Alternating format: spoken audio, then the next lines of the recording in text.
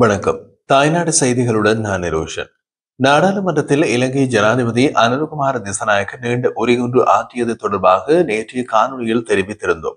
தொடர்ந்து ஜனாதிபதியின் அந்த உரையில் எதிர்க்கட்சியில் யாராவது துணிந்தவர்கள் இருந்தால் தேசிய மக்கள் சக்தி அரசாங்கத்தை வீழ்த்த ஏதாவது ஐடியா இருந்தால் சொல்லுங்கள் என்று ஜனாதிபதி கேள்வி எழுப்பி இருந்தார். இந்த நிலையில் அர்ஜுனா எம்பி கேள்விக்காக எழுந்து நின்ற போது சபையை அவர் பக்கம் பார்த்தது.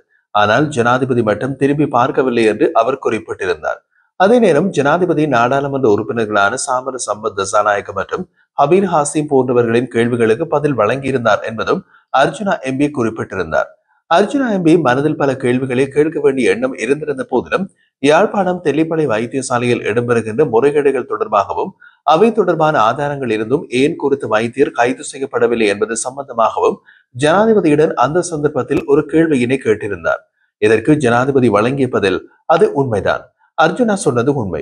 அது விடயம் சம்பந்தமான விசாரணைகள் இடம்பெற்று வருகிறது. அதன்படி குறித்த வைத்தியசாலைகள் தொடர்பாக வெகு விரைவில் நடவடிக்கை எடுக்கப்படும் என்று கூறினார். மீண்டும் தெல்லிப்பளை வைத்தியசாலை தொடர்பாக நாடாளுமன்ற உறுப்பினர் அர்ஜுனா தெரிவித்திருந்த விடயங்கள் உண்மை என்பதை ஜனாதிபதி ஏற்றுக்கொண்டிருந்தார். இந்த நிலையில் இது தொடர்பாக அர்ஜுனா எம்பி தெரிவிக்கையில் தெல்லிப்பளை வைத்தியசாலை தொடர்பான விடயங்கள் ஜனாதிபதியின் கவனத்திற்கு சென்றிருக்கிறது. அதன்படி ஆதாரங்களை சரிபார்க்கப்படுவது மட்டுமல்லாமல் ஆதாரங்களை முறைப்படி சேகரிக்காமல் கைது நடவடிக்கைகளை மேற்கொள்ள முடியாது. அதன் அடிப்படையில் ஆதாரங்கள் சேகரிக்கப்படுகிறது என்று ஜனாதிபதி கூறியிருக்கிறார். பொறுப்பு வைத்தியர்கள் அந்த ஆதாரத்தை கொடுத்திருப்பார்களோ தெரியவில்லை. இருந்தாலும் கொடுத்திருப்பார்கள் என்று நான் நம்புகிறேன். அதே நேரம் சில அதிகாரிகள் குறித்த ஆதாரங்களை மாற்றங்களை ஏற்படுத்த முயற்சிக்கலாம் என்றும் சந்தேகம் வெளியிட்டார் அர்ஜுனா எம்பி. எது எப்படியோ தம்மிடம் இருக்கும் ஆதாரங்களை வெளிப்படுத்தும் நேரத்தில் குறித்த வைத்தியசாலை பிரச்சனைகள் சம்பந்தப்பட்ட வைத்தியர்களோ அல்லது அதிகாரிகளோ உள்ளே செல்ல வேண்டிய நிலை ஏற்படும் என்றும் அர்ஜுனா எம்பி தெரிவித்திருந்தார். இது ஒரு புறம் இருக்க தொடர்ந்து ஜனாதிபதியிடம் ஒரு சில கேள்விகளை கேட்க இருந்தமை தொடர்பாகவும் ஆனால் ஜனாதிபதி தனது பக்கம் திரும்பவே இல்லை என்பது தொடர்பாகவும் அர்ஜுனா எம்பி கூறியிருந்த நிலையில் அவை என்னென்ன கேள்விகள் என்பதை நாம் கடந்த காணொலியில் விவரமாக வெளியிட்டிருந்தோம். இந்த இடத்தில் அர்ஜுனா எம்பி குறிப்பிடும் மற்றொரு விடயம், ஒருவனுக்கு ஜனாதிபதியை பயப்படுகிறார் என்றால் அது எனக்கல்ல, எனது இனத்திற்கும் எனது இனத்திற்காக போராடியவர்களுக்கும் மண்ணிலே வித்தாகி போனவர்களுக்கும் தலைவனுடைய எண்ணத்திற்காக விழுந்த ஒவ்வொரு ஆன்மாக்களுக்கும் என்னால் செய்ய முடிந்தது அவ்வளவுதான் என்று குறிப்பிட்டார். இலங்கையின் பொதுமக்கள் மற்றும் அரசியல் சூழலில் தற்போது சவால்களை உருவாக்க முக்கிய விடயம் பயங்கரவாத தடை சட்டத்தின் கீழ் நீண்ட காலமாக சிறையில் இருக்கும் தமிழ் அரசியல் கைதிகளுக்கான மனிதாபிமான கருணையின் அவசியத்தை குறிப்பதாகும். இலங்கை தமிழரசு கட்சியின் நாடாளுமன்ற உறுப்பினர் எஸ் ஸ்ரீதரன் இவ்வாறு வலியுறுத்தி மனிதநேய மற்றும் சமாதான வளர்ச்சிக்கான அடிப்படையாக இந்த கைதிகளுக்கான ஜனாதிபதியின் பொது மன்னிப்பை வழங்க வேண்டிய அவசியத்தை முன்வைத்துள்ளார். நாடாளுமன்ற அமர்வில் ஸ்ரீதரன் உரையாற்றிய போது நீதியமைச்சர் ஹசன் நாணயக்கார வழங்கி குறிப்புகளை சுட்டிக்காட்டினார். பொது மன்னிப்பு வழங்க நடவடிக்கை எடுக்கப்பட உள்ளது என்று நீதியமைச்சர் தெரிவித்துள்ளதை வரவேற்கத்தக்க முன்னேற்றமாக கண்டுள்ளார்.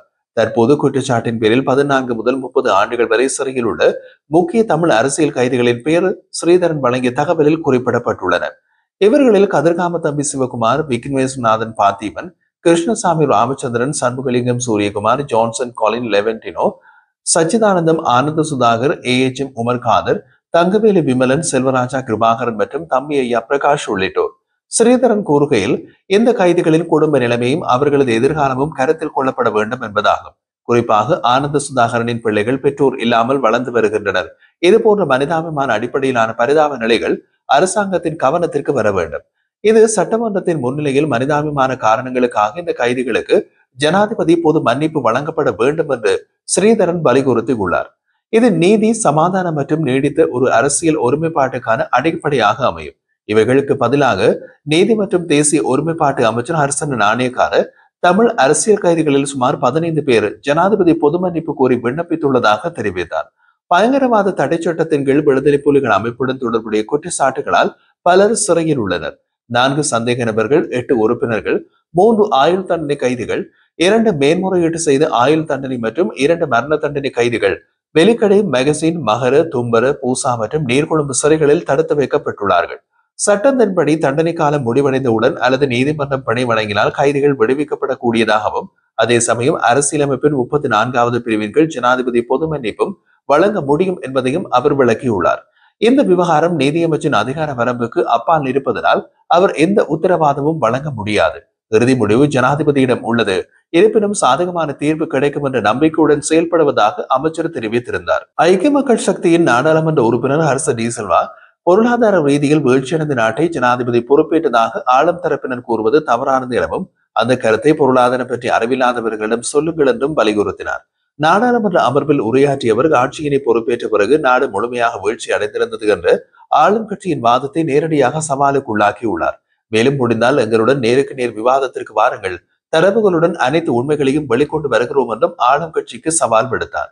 அரச டி சில்வா கூறுகையில், முன்னாள் ஜனாதிபதி ரணில் விக்ரமசிங்கே ஏற்றுக்கொண்ட சர்வதேச நாணய நிதியத்தின் நீட்டிக்கப்பட்ட செயல் திட்டத்தை தற்போதைய ஜனாதிபதி அனுரகுமார திசாநாயக்க இந்த மாற்றமும் இல்லாமல் முழுமையாக ஏற்றுக்கொண்டுள்ளார். செயல் திட்டம் மாறவில்லை, செயல்பாடு மட்டும் தொடர்கிறது என்று அவர் குறிப்பிட்டார்.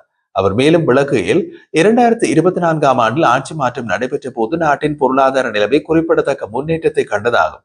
அப்போது பொருளாதார வளர்ச்சி விகிதம் 5% உயர்ந்திருந்தது. திரைசேரி கையிருப்பு 5 பில்லியன் அமெரிக்க டாலர்கள் வரை இருந்தது. 70% இருந்த பணவீக்கம் வெறும் 1% குறைக்கப்பட்டது. இதனைத் தொடர்ந்து அவர் இந்த கணக்குகள் நிலவிய நேரத்தில் வீழ்ச்சியடைந்த நாட்டை நாங்கள் பொறுப்பேற்றோம் என்கின்ற வாதம் பொருளாதாரம் குறித்து அறிமுகமற்றவர்களிடம் மட்டும் சொல்லப்படும் ஒரு கூற்று என்று கூறினார்.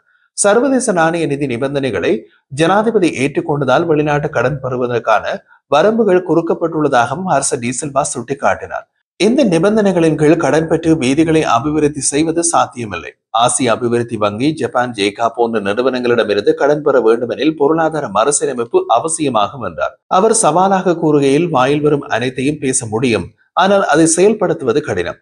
எங்கள் பொருளாதார கொள்கையை விமர்சிப்பதற்கு முன் தங்களுடைய அடிப்படை பொருளாதார கொள்கையினை ஜனாதிபதி வெளிப்படுத்த வேண்டும் என்றார். ஹர்ஷ டி சில்வா முன்னாள் மத்திய வங்கியின் ஆளுநர் அஜித் நிவாட் கப்ராலின் நெருங்கிய துணைவரான ஹோடஹேவாவின் அண்மை நிகழ்வுகளை பற்றி குறிப்பிட்டிருந்தார். ஹோடஹேவா எம்மிடம் வந்து சேர்ந்திருந்தால் எங்கள் பொருளாதார திட்டத்தை சமூக மயமாக்கும் பணியில் ஈடுபட்டிருப்பார். ஆனால் அவர் திடீரென வந்தும் சென்று விட்டார். அவர் வருவதற்கு பின்னால் அரசியல் சூழ்ச்சி இருக்கின்றதா என்ற சந்தேகம் எமக்கு உள்ளது என்றும் அவர் தெரிவித்திருந்தார். அனுரகுமார திசாநாயக்க நாடாளுமன்றத்தில் சண்டித்தனமாக உரையாற்றி எதிர்கட்சியினை கேலிக்குள்ளாக்கியதாக ஹர்ஷ டி சில்வா குற்றம் சாட்டினார். ஜனாதிபதி எங்களுடைய பழைய நண்பர் என்பதால் நாங்கள் அவரை நகைப்புக்குள்ளாக்க விரும்பவில்லை.